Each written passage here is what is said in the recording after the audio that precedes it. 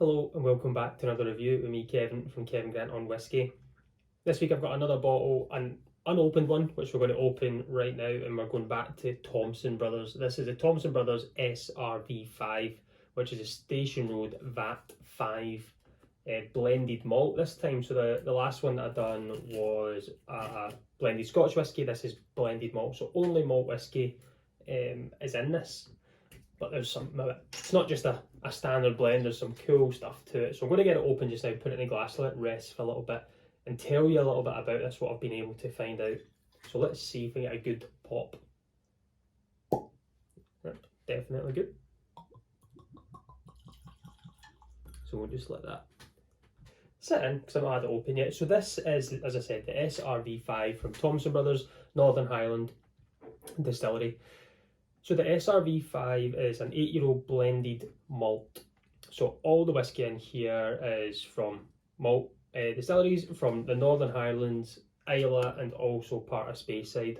Undisclosed, don't know what they are, but I'm hoping to try and maybe get a little taste from this to try and figure out if I can get some ideas of maybe region from where it could be, and maybe try and whittle it down to a couple of distilleries, but I'm really not too sure. So Phil and Simon, two brothers that have reopened this, have opened this distillery. Started off really small. I think they've got planning permission in to make it bigger, because the whisky that they're creating is unbelievable. As I've said before, I've tried the single malt from Donnock and it's been great. And all the independent side that they're doing just now to keep that income coming in to create bigger and better things is magic. First thing about this though, the artwork on it isn't just standard artwork. This is the vat that the whisky goes into. So it's a blended malt, goes into a 1200 litre vat, which has been been charred and then toasted. So what they do is they get the blended whisky, you get the malts that they decide that are going to go into this vat, all 8 years of age or older. They then pour it into this 1200 litre vat and let it rest together for a few months or even longer until they feel that it's ready to get bottled. So it goes in cask strength. What they then do is they draw this whisky out as much of it as they can. So I think with the draw off point, so we'll use the bottle as an example, as it's not right at the bottom, so there's always going to be liquid within the vat. So the vat here is where they've got the stopper that comes out, where they're able to retrieve that whisky. So there's always about 450 litres left within the vat. So it's a Solera system, it's never ever going to be empty. It's constantly going to be getting topped up, so every batch of this will be different. And I think the only other Solera system that I can think of is it Glenfiddich? I think the 18 is a Solera system, so every year it's going to change. So there's always going to be older stock in there, because that's still going to age, it's still aging in oak. So my belief is that that's next year it'll be 9 years old and so forth, even if you put younger in there, but it's still going to have old liquid in it. So we wonder what the DNA of this can be. What is the start of it going to be? But I think it's really cool. Looking at, I watched a little video that they've done, it's a 2-minute video, and it shows you the Solera system, how they do it. But one of the main things is the ABV is 48.5% ABV, but they slowly dilute it to 48.5. They don't just rush in with as much water as they can to get it to that level. They want to get it there slowly to keep the texture to it, to keep the character to it. And that's what I'm hoping is going to be in this glass. So I'm hoping it's going to go well. We'll get this on the nose just now, we'll get it on the palate, and then we'll talk about the price.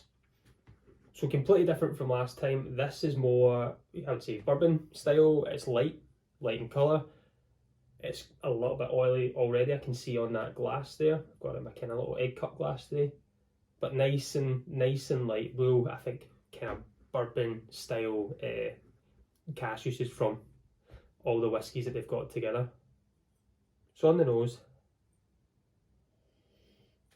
really crisp, really clean, lemony.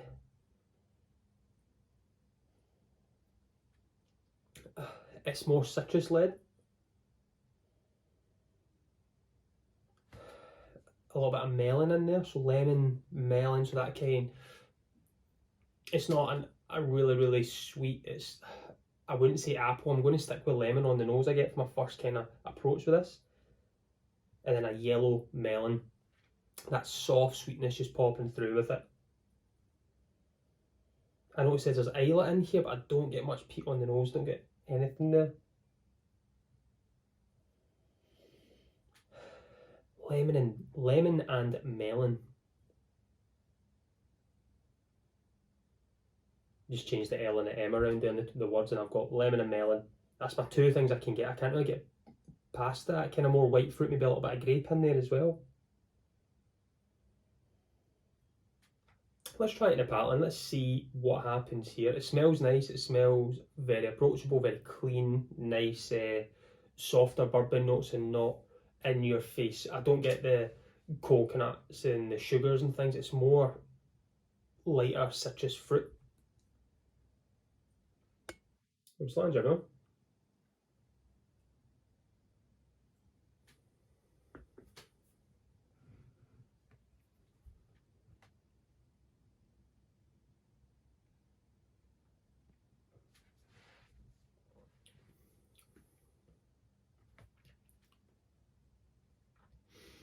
That's a really good mouthfeel. I think that 48.5% really brings that through.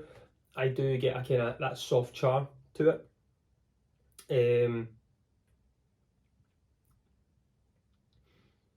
And I think the years to come, if that's integrating more with that charred wood, it'll be stunning. But I get a little bit of char through there. That kind of nice bourbon hit. A kind of a nice bourbon cask. Soft peat, really waxy, oily.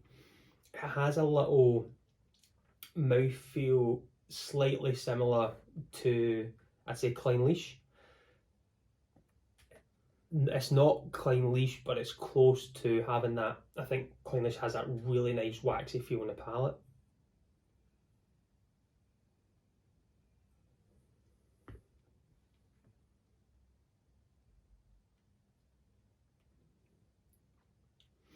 Okay, nice kind of soft wood to it. When I say soft wood, I think sometimes with really young whiskey you can get a lot of wood influence and it's quite sharp. I always imagine if I rubbed my hand over a piece of wood I get splinters and scalps and things, but this feels a lot softer even for 8 years old. Aged over 8 years. It's really good. It's that nice bourbon, soft, waxy, oily, soft butter notes now I'm getting there, just kind of hanging around on the palate. There's a little buttery toast, buttery bread, sweet. Adding a couple of drops of water. I don't think it needs it. The alcohol at 48.5% is not an offensive thing to the palate. I think it's really, really good. It's a really good number for it. But it's non-chill filtered, it's natural colour, we're getting all these good things. And let's get on to the price. Price point, £35. 8 years old, blended malt, yes, fine. Non-chill filtered, natural colour. It's coming to us as they believe. They love their whiskey. Phil and Simon love their whiskey. And you can see that they're putting out a product to people that enjoy whiskey. I believe it's not getting watered down to 40% to make as much money as they can. They're selling at a price that's drinkable. And I think each batch, even though this holds 1,200 litres, the vat, they're only getting about 800 bottles out because, as I said, about 400 to 450 litres always left within the cask itself, or in the vat, sorry. So we're getting 800 in a turnout, £35. I think it's going to stick around there. I do believe in the years to come, if it starts to move, it'll maybe go slightly more, but £35 for this. I think it was similar, £35 for the blended Scotch whisky. This is obtainable, really good whisky. And I think this shows both sides. That little bit of water in there's, I think I maybe just, I've just kind of, my nose has got used to that real citrus note. And it's more the soft melon, white grape. It's kind of slightly soft salted butter, a little bit of like a sponge cake, you know, just sponge cake on its own.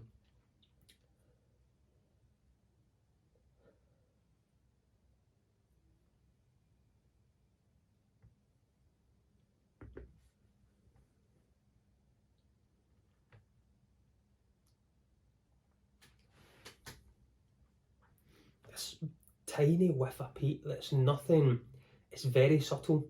So when you see Northern Highlands, you see Islay, you see Speyside, we don't know what the percentages of each are. But I think it's a more Highland and Speyside for me. It's very, very little influence on my palate for peat.